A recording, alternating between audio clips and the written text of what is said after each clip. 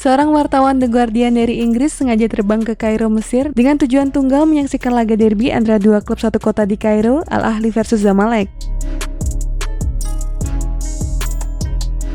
Si wartawan ingin jadi saksi langsung tentang derby yang disebut-sebut terkejam di dunia itu.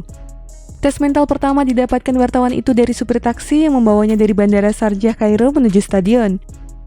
Supir taksi yang mengaku pendukung militan Al Ahly memberi saran bijak kepada wartawan yang mengatakan ingin melihat derby itu. "Do not go, you will be killed," kata supir taksi. "Jangan pergi ke sana, kau bisa terbunuh," kira-kira seperti itu maksud peringatan supir taksi. Tapi peringatan itu tak digubris, malah wartawan Inggris itu semakin nyinyir bertanya soal kehebatan dan kebrutalan derby yang sudah berlangsung sejak era 1970-an itu. Jangan lupa tekan tombol subscribe dan lonceng untuk mendapatkan notifikasi dari Epic Football.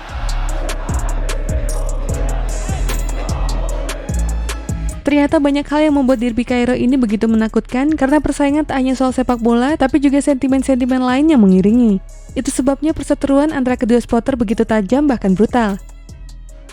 Kota akan terbelah ketika tiba masanya hajatan derby Kairo berlangsung. Bentrokan dan kegaduhan adalah bumbu umum untuk menggambarkan suasana kota Kairo sebelum laga. Tak jarang pemerintah Mesir turun langsung untuk mendatangkan wasit asing demi memimpin Kairo derby melihat rawannya keributan yang ditimbulkan ultras kedua kubu.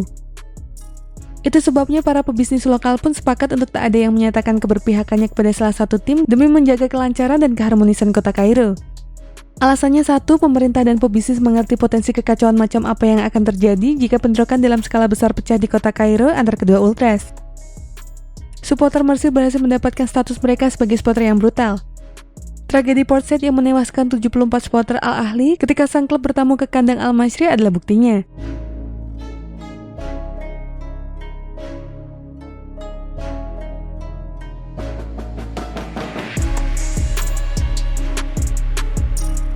Lebih jauh, panasnya derby Kairo jauh lebih dari sekedar kebanggaan klub. Ini tentang nasionalisme, kelas sosial, dan pelarian. Akar persaingan dapat ditelusuri kembali ke masa ketika tentara Inggris berjalan di jalan-jalan Kairo. Sepak bola hampir secara universal dianggap sebagai satu-satunya impor budaya populer Inggris, tetapi baru pada tahun 1907 klub Mesir yang dikelola secara lokal. Al Ahly muncul, nama ini diterjemahkan sebagai The National dan Ahly, mengenakan warna merah tua dari bendera prakolonial dipandang sebagai sebuah tim untuk negara, benteng melawan pendudukan dan kesempatan bagi rata-rata pria di jalan untuk berkumpul bersama untuk penyebab nasionalistis yang umum. Sebaliknya, Zamalek yang mengenakan pakaian putih dianggap sebagai tim orang asing atau Inggris dan orang luar. Itu juga klub Raja Farouk yang dibenci. Di sudut merah Anda memiliki orang yang saleh, miskin dan sombong, di sudut putih kelas menengah liberal dan borjuis. Sampai saat ini pembagian seperti itu masih ada. Dari sini wartawan Inggris itu mengerti mengapa supir taksi yang merupakan pendukung Al Ahly itu memberinya peringatan bernada ancaman itu. Bagaimana tidak, sentimen Inggris yang masih melekat pada Zamalek adalah pemicunya. Apalagi dia akan menonton di stadion Al Ahly yang pasti akan dipenuhi 100.000 orang berbaju merah. Ketika saya tiba di Stadion Internasional Kairo, jelas pihak berwenang tidak mengambil resiko.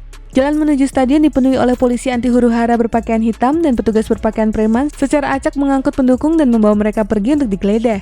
Rasanya lebih seperti darurat militer temporer daripada pertandingan sepak bola. Di dalam stadion, kelompok ultras Ahly sudah dengan suara bagus beberapa jam sebelum kick-off, tulisnya. Al Ahly adalah klub sepak bola pertama yang menjadi 100% orang Mesir sehingga sangat nasionalistis. Tetapi Zamalek masih sering diejek sebagai setengah Inggris. Dua partai politik terbesar di Mesir adalah Ahly dan Zamalek. Tapi ini sepak bola, ini lebih besar dari politik, ini lebih tentang pelarian.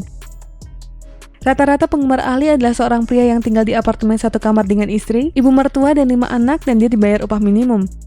Satu-satunya hal yang baik dalam hidupnya adalah bahwa selama 2 jam pada hari Jumat dia pergi ke stadion dan menonton Al Ahly. Itulah sebabnya adalah kewajiban untuk memenangkan setiap pertandingan untuk membuat hidup orang-orang bahagia.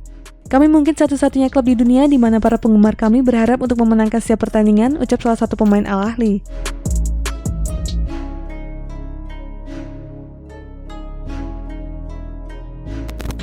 Dan itulah informasi mengenai dunia sepak bola dari Epic Football. Jangan lupa untuk like, share, dan subscribe.